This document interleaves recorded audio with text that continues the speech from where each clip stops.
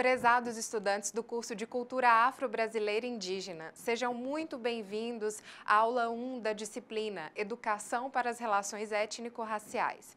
É um prazer estar com vocês nessa disciplina, discutindo um conteúdo tão importante. Eu sou Ana Cristina, responsável por debater com vocês, então, essa disciplina. Primeiramente, pessoal, eu quero esclarecer que essa videoaula tem o intuito de fomentar o debate que já está aberto no ambiente virtual de aprendizagem, em forma de fórum e atividade avaliativa. Lembro ainda que o conteúdo trabalhado aqui consta nos materiais disponíveis na sala da disciplina, em especial no material que nós chamamos de orientações pedagógicas. Podem procurar que está lá disponível. Bom, então vamos mencionar um pouquinho do conteúdo que vai ser trabalhado, que está previsto na ementa da disciplina. Na unidade 1, Fundamentos Históricos, Lutas de Indígenas e Negros pela Educação. Na unidade 2, Construção de Políticas Públicas para a Transformação de Práticas Educativas. E na unidade 3, nós fechamos falando sobre possibilidades curriculares e pedagógicas. O objetivo geral da disciplina é pontuar e refletir criticamente sobre as questões relativas às relações étnico-raciais, destacando o papel do educador e do ambiente educacional na busca pela transformação e também da superação da intolerância étnico-racial presentes no cotidiano escolar.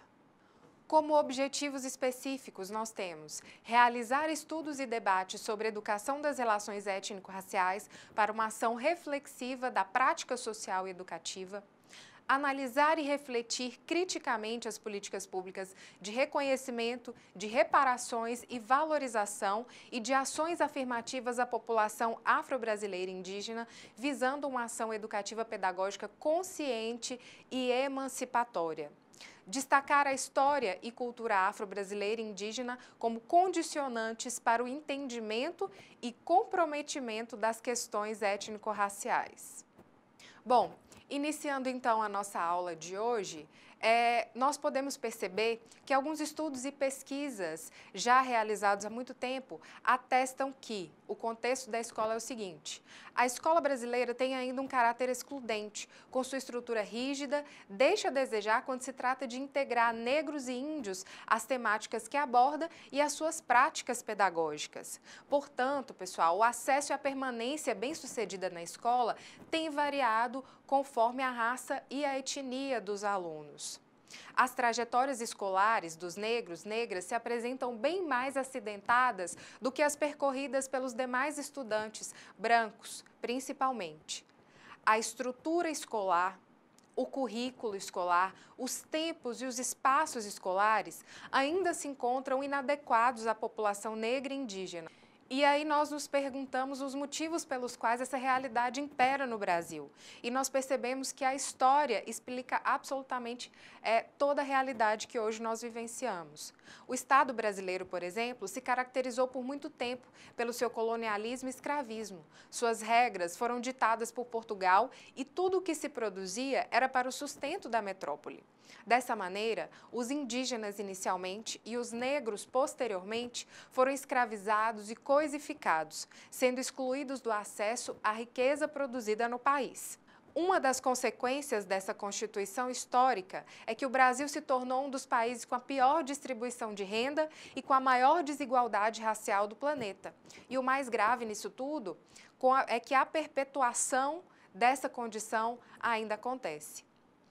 Entretanto, para além desse racismo residual, conforme nomeado assim por Florestan Fernandes, o que vemos é a permanência da exclusão racial e atitudes preconceituosas ressignificadas no nosso cotidiano, que reforçam ainda a manutenção da miséria das populações negras.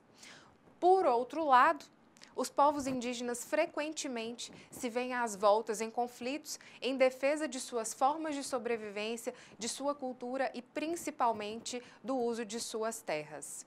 Com isso, as populações negras e indígenas no Brasil sofrem preconceitos raciais e encontram-se impedidas de acessar bens e serviços, tais como saúde, educação, segurança e emprego. No material Orientações Pedagógicas, que está disponível na nossa sala da disciplina, cita alguns números do censo de 2010 do IBGE, que mostra que em diversos municípios do Brasil, a grande parte da população indígena em extrema pobreza, sem renda própria, sem trabalho, sem condições de se sustentar.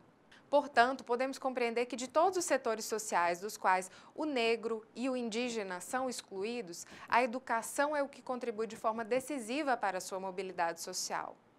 A educação, quando pautada nos princípios da promoção da igualdade e do respeito às diferenças, pode influenciar nas suas chances de integração desses indivíduos de diferentes raças e etnias na sociedade e também na transformação da situação desigual em que eles se encontram. A sociedade brasileira revelou nos últimos tempos o crescimento de forças sociais nascidas nas décadas de 60 e 70, influenciadas pelo consenso mundial de que os direitos humanos devem ser os princípios fundamentais de uma sociedade livre, harmônica e justa.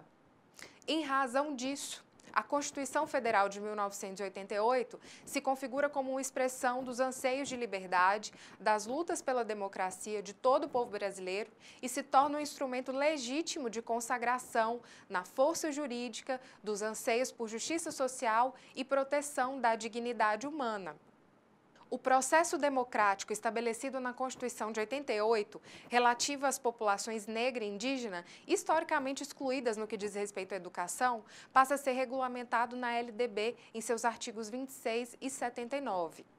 Essa legislação estabelece a obrigatoriedade do ensino sobre história e cultura afro-brasileira e indígena no âmbito de todo o currículo escolar, resgatando assim sua contribuição para o desenvolvimento social, econômico, político e cultural do país.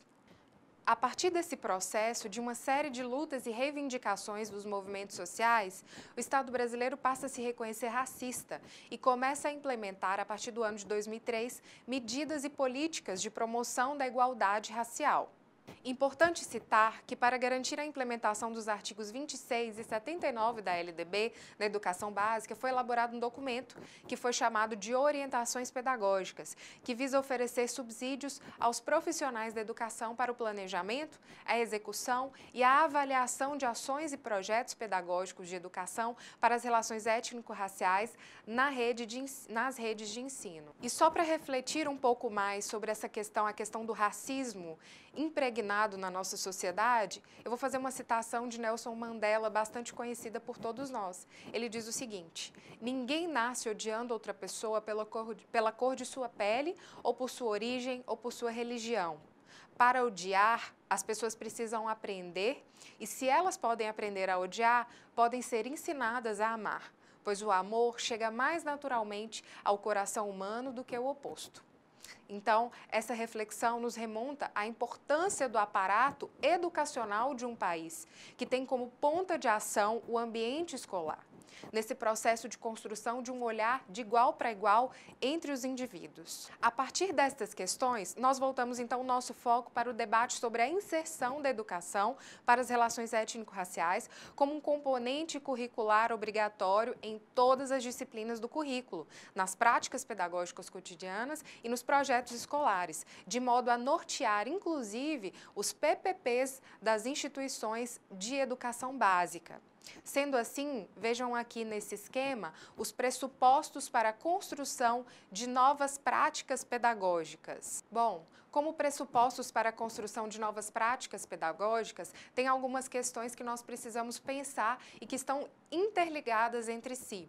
No centro da questão, nós temos a pedagogia da diversidade, a pedagogia que agrega toda a diversidade étnico-racial brasileira, que pensa em todos os contextos, em todas as culturas, em todo tipo de vivência, tá? Essa pedagogia da diversidade, ela precisa ter um pensamento pedagógico inclusivo, precisa buscar referências sobre esta diversidade, tem embasamento teórico e prática o suficiente para mencionar essa diversidade, para exemplificar essa diversidade no contexto escolar.